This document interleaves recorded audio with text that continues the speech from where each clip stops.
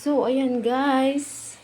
Gandang tanghali sa inyo lahat. Ako po ay magsisigang ng hipon.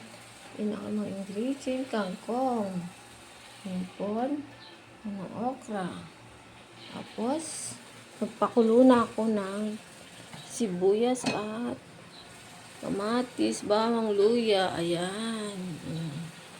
Ayan na guys. Para may sabaw yung asawa ko. Panggabi kasi yun. Para masarap.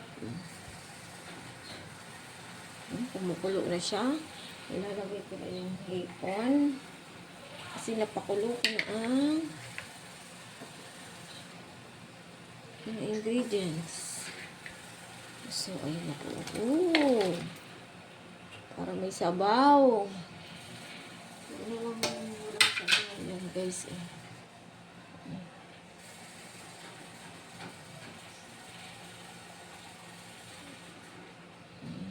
Tapos takpan natin. Takpan natin ng para makukumulo. Ayan guys. Okra. Talbos. Yan, pwede niyang lauk yan.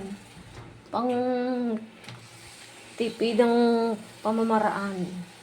Kailangan po pasariwa ng kangkong.